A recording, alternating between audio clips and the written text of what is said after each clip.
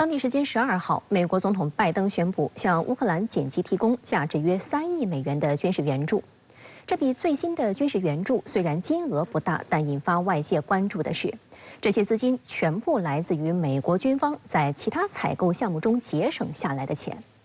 事实上，从去年开始就有消息传出，为驰援乌克兰，美国陆军不得不选择性地削减了在欧洲和非洲的其他行动。而上一次美方向乌方提供援助，还是在去年12月。当地时间12号，美国总统拜登在白宫会见到访的波兰总统杜达以及总理图斯克时，宣布将推进向波兰提供20亿美元的直接贷款，并向波兰出售96架阿帕奇直升机。美国媒体报道称，波兰希望通过此访推动拜登政府尽快打破对乌资金援助的僵局，并希望美国向波兰派遣更多军人，加快向波兰交付军事装备以及出售更先进的武器。外界关注的焦点是，会晤中拜登高调宣布将向乌紧急提供价值3亿美元的军事援助，这也是3个月以来美方首次向乌克兰提供援助。但与此前拜登政府极力推动但未获国会批准的600亿美元差距很大。Today, the United States is announcing an emergency package for Ukraine using cost savings from previously approved Pentagon contracts. The package includes munitions and rounds to help Ukraine hold the line against Russia's brutal attacks for the next couple of weeks, which I have the authority to do without asking Congress for some more money right now. But I've asked them for a lot more money. 当天，美国总统国家安全事务助理沙利文在简报会上详细介绍称，尽管美国国防部已经严重透支，但是仍将为乌克兰提供最新的援助，其中包括海马斯火箭炮配套弹药、防空导弹和反坦克武器等。On behalf of President Biden, I'm announcing an emergency package of security assistance of $300 million worth of weapons and equipment to address some of Ukraine's pressing needs. 美国国防部发言人莱德则进一步透露，这3亿美元来自于美国陆军援乌合同采购结余的经费。但莱德强调，对乌援助绝不能靠美国防部省吃俭用，美国国会仍需通过提供额外军事援助的法案。As a result of these cost savings, we were able to authorize a new PDA package for Ukraine today without additional significant impacts to U.S. military readiness.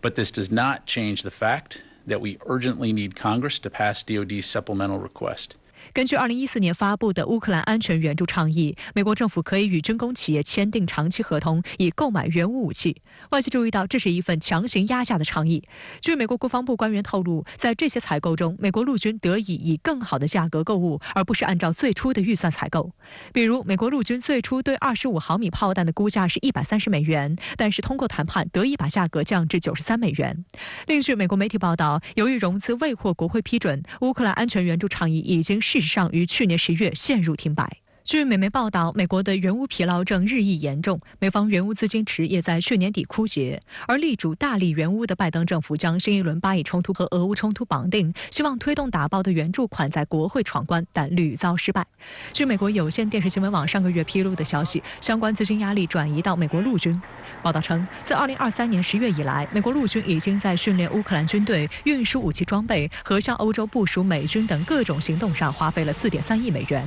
但这笔费用基本由美国陆军欧洲及非洲司令部内部消化，具体做法是从军营建设、征兵激励措施等不太重要的项目中挤出钱来。但这引起了美国陆军的不满，有匿名军官威胁，如果陆军军费得不到追加，欧洲及非洲司令部的预算可能在今年5月底耗尽，这将导致欧洲和非洲的美国陆军部队缺乏用于训练演习、运送装备和支付合同的资金。这一批援助应该说是近几个月来美国给的这个乌克兰第一批援助，虽然说是省吃俭用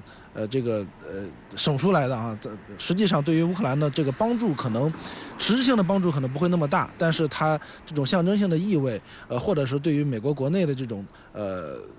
民主党方面的宣传，或者是消除两党的这种分歧，我觉得还是有一定的这种象征意义。公开报道显示，俄乌冲突爆发以来，美国已向乌克兰提供超过449亿美元的安全援助。最近的一次是在去年12月，当时美方提供了价值2.5亿美元的武器装备。美国国防部当时就已发出警告，其援助资金已经告罄。此后，美国防部官员还首度公开承认，由于通货膨胀和新老武器更替成本问题，五角大楼面临100亿美元的资金缺口。据悉，国防部仍有约40亿美元的库存资源可以向乌克兰提供支援，这些武器和装备直接来自国防部库存。但是，国防部不愿意使用这些资金，因为没有剩余资金来补充美国的库存。最近几个月来，美国国会议员围绕援乌法案问题争吵不断，拜登政府已寻求国会通过一项追加拨款法案，其中包括向乌克兰提供超600亿美元的援助。但是，由于共和党议员坚持要求将解决美墨边境安全和移民问题与对乌援助相关法案进行绑定，这项拨款法案的推进目前陷入停滞。共和党这边呢，始终是没有这个松口尤其是在现在这个两党内初选的这样一个关键的时刻更是把这个俄乌冲突或者是乌克兰问题当做了一个国内政治的一个竞争的这样一个筹码和砝码。值得注意的是，共和党方面不支持援乌，但要求拜登政府增加对以色列的援助。但拜登曾与以色列总理内塔尼亚胡在通话中不欢而散。拜登也威胁称，如果以色列继续推进在拉法的大规模军事行动，拜登或将考虑给对以军事援助设定条件。在美欧等加大援乌力度之际，李辉特别代表斡旋访问俄乌等国。在俄乌冲突处于重要节点之际，那您对局势有何研判呢？现在的俄乌冲突正处于一个重要的风险节点，战场局势似乎对乌克兰不利。已经习惯了2年来僵持态势的美欧呢，就对这种变化有点输不起。最近一些北约国家似乎想改变不直接介入的态度，已经开始尝试进行一些可能引发恶性循环的升级动作。过去，北约国家将现役的士兵临时退役组成雇佣军团进入乌克兰作战，已经是心照不宣的事情了。而现在呢，法国不仅是总统强势表态要介入乌克兰，而且据说在拉拢波兰加拿大等国建立一支联盟军队，试图出兵乌克兰。捷克政府也表示了一个出兵乌克兰似乎不违法的态度。法国还表示说，法国有3大军火商也会在乌克兰建设军工厂制造武器，同时还负责武器的售后和维修。尽管美国的态度还比较暧昧，但最近正在进行的代号为“坚定捍卫者2024”的军演，是冷战后北约最大规模的军演，有来自31个国家的约9万名军人参加。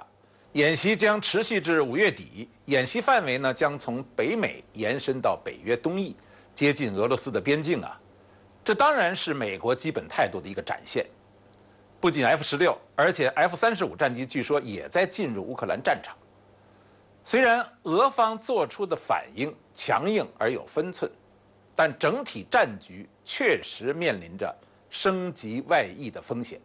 正像逆水行舟，不进则退。但是相比之下呢，就劝和促谈各方做出的努力呢，就明显不足了。无论是基辛格方案，还是教皇方案，或正在进行的土耳其方案等等，尽管用意都是好的，但是都缺乏全局的均衡性和现实的操作性。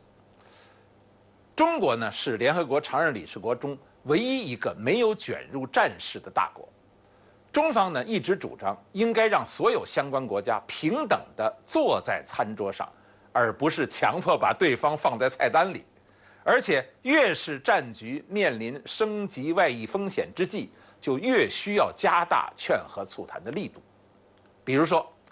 中国就可以呼吁举办联合国5大常任理事国会议，特别是要让俄美2国当面谈，寻求共识，争取找到一些公约数。这是问题的本质，矛盾的本质所在也是根本的出路所在。最近拜登国内选战已经开打，同时又面对着在援助乌克兰和以色列问题上的困境，那您对此怎么看呢？拜登现在是处于上台3年多来最困难的时期，可以说是在内外交困、捉襟见肘当中举步维艰。表面上呢，他现在呢是在国会遇到了共和党的掣肘使得他呢各方面，特别是在援助乌克兰的这样的问题上，就陷入了一个困境，迟迟拿不出钱来。现在拜登呢在援乌问题上的困境其实有3方面，一个呢是战场的局势对乌克兰或者说对美国对北约很不利，是一种被动的，赢不了但是又输不起的窘境，等于呢是美国花了几百亿买了个麻烦，还难以脱身。第二呢，就是来自于法国、波兰等一众盟友威胁要介入乌克兰的呼声和行动。而且呢，美国除了在 F-16等先进武器上态度松动，估计还会不由自主地在乌克兰战场上继续深度卷入。这种骑虎难下的态势，明显和美国的长期战略利益和目标不相符合。美国本来希望在乌克兰呢是既煽风点火，又不希望火烧得太大的这样一种如意算盘，明显的已经破局了。第三呢，就是美国国内的选情了。拜登和特朗普的对决已经提前开打，进入了最后白热化的厮杀。特朗普呢是来势汹汹啊，一直民调就占有优势，而且呢抓住了俄乌等话题，占据了主动有利的位置。同时呢，又借助共和党在众议院的优势加持，就使得拜登受到了内外夹击的多重压力。拜登呢希望反击特朗普，但是可能难以挽回现在的推败之势啊，反而呢会因为援外的军费过多，引起美国国内的更大不满，加速自己下台的节奏，或者是为特朗普卷土重来、就拜登政策进行清算而埋下伏笔。可见呢，从根本上来看，无论是拜登或者是特朗普，美国无论是谁当家，都要面对自身霸权的虚弱和霸权的焦虑这对最突出的矛盾。美国的综合实力在下降，但是就像是一位80多岁的老人，反而更喜欢20岁年轻人玩的那些冒险的游戏，而且呢，心态呢比过去实力强盛的时候更为偏激、更为激烈，以更强势而且透支的方式来掩盖自己实际上的力不从心、捉襟见肘的现实。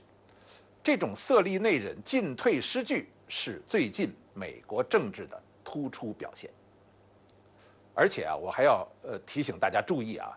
由于拜登目前的压力过大，所以他很可能在选前的这半年中啊，无论是为了自己继续连任，还是为了俄乌战场的这种局势所迫，他都有可能以冒更大的风险来拼死一搏。